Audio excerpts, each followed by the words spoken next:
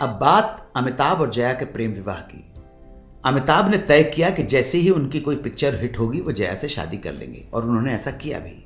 जंजीर की कामयाबी के तुरंत बाद उन्होंने जया जी से शादी कर ली। ये शादी भी बड़े गुपचुप ढंग से की गई थी। गुपचुप का मतलब ये नहीं है कि शादी परिवार की मर्जी के खिलाफ हुई, बल्कि बच्चन परिवार ने इस शादी को चुपचाप इसलिए किया क्योंकि उन्हें ये डर था कि अमिताभ की बढ़ती लोकप्रियता के कारण लोग और मीडिया इस शादी में शरीक होने के लिए टूट पड़ेंगे। इसलिए शादी में बहुत सारे मेहमानों को न बुलाकर सिर्फ बच्चन परिवार के निकटतम जगदीश राजन परिवार और गांधी परिवार को इनवाइट करने का फैसला किया गया। राजन परिवार को तार द्वारा तुरंत मुंबई आने को कहा गया, बिना ये बताए कि उन्हें क्यों आना है। इंदिरा गांधी को तेजी जी ने खुद फोन करके निमंत्रित किया।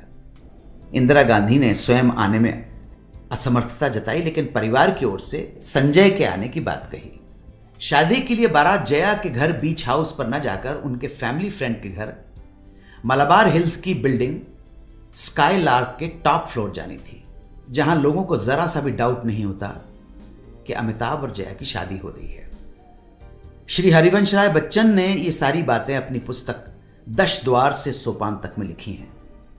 उन्होंने लिखा है कि उन्हें शादी के वक्त इस बात का आभास हो रहा था कि जया को छोड़कर उनके परिवार के किसी और सदस्य को इस शादी से खुशी नहीं थी। शादी जया के परिवार वालों की इच्छा अनुसार बंगाली रीति रिवाजों के साथ हो रही थी।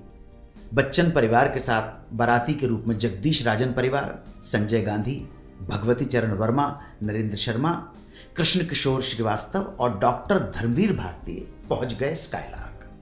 विवाह समारोह देर रात समाप्त हुआ और घराती बाराती खा पीकर विदा के लिए तैयार हो गए। तेजी जी और हरिवंश जी जब अपने समधी यानी जया जी के पिता तरुण कुमार भादुड़ी के पास विदा के लिए पहुंचे, गले लगाया और कहा कि अमित जैसा जामाता पाने पर आपको मेरी बहुत बहुत बधाई। तो बच्चन जी को उम्मीद थी कि उत्तर में समधी जी कहेंगे कि जया जैसी पुत्रवधू पाने पर आपको मेरी बहुत बहुत बधाई, पर जया जी के पिताजी ने कहा मेरा तो घर ही उजड़ गया, मैं तो बर्बाद हो गया। यह सुनते ही हरिवंश राय बच्चन जी को शौक लगा कि आखिर में भादुड़ी परिवार की नाराजगी सामने आ ही गई। तरुण बाबू ने यह बात कहकर इस रिश्ते के लिए उनकी जो नाराजगी है, विरोध है, वो जाहिर कर दिया। इसके बाद बरसों तक दोनों के मन में यह बात बनी रही, यह गांठ पड़ी रही।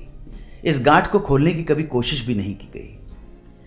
इस घटना के बरसों बाद जब सौम्य बंदोपाध्याय अमिताभ बच्चन पर एक किताब लिख रहे थे, तब उन्होंने जया भादुड़ी के पिता से इस घटना का जिक्र करते हुए उनका पक्ष पूछा। तब जया के पिता बोले, बेटी की विदा की तकलीफ भला बच्चन जी को क्या पता। मेरी बेटी जया मेरे लिए सब कुछ थी। भोपाल से वो जब पूना चली गई थी, तब भी मैं अपने को अकेला महसूस करने लगा था। नींद में ही उसका पता दोहराता रहता था। असल में मेरी बेटियां मेरी दुलारी थी। वही बेटी जब शादी के लिए ससुराल जा रही थी, तब मेरे सीने में कैसा झंझावत मचा हुआ था। भला इसका एहसास बच्चन जी को कैसे हो सकता है? उनकी कोई बेटी तो है ही नहीं। वो इसका शतांश भी शायद ही कभी महसूस कर पाए। उसी की अभिव्यक्ति, वही दुख उन शब्दों में प्रकट हुआ था। बच्चन जी ने मुझे गलत समझ लिया। तो इस तरह इतनी बड़ी गलतफहमी अमिताभ और जया दोनों के पिता के बीच जीवन बनी रही। अंत तक दोनों अपने अपने अर्थ लगाए बैठे। वापस आकर जवाब दूंगा ठाणे जिले के हमारे श्रोता अमोल गणपति राजू धर्मे के सवाल का, जो जानना चाहते हैं कि राजेश खन्ना की सुपरहिट फिल्म आनंद ऋषिकेश मुखर्जी और राज कपूर की दोस्ती पर लिखी गई थी। इसका जवाब थोड़ी देर में। आप सुनते रहें सुहाना सफर विद अन्नू कपूर, सिर्फ 92.7 बिग एफएम पर। आप सुन रहे हैं रेडियो का number 1 show Suhana suffer with Annu Kapoor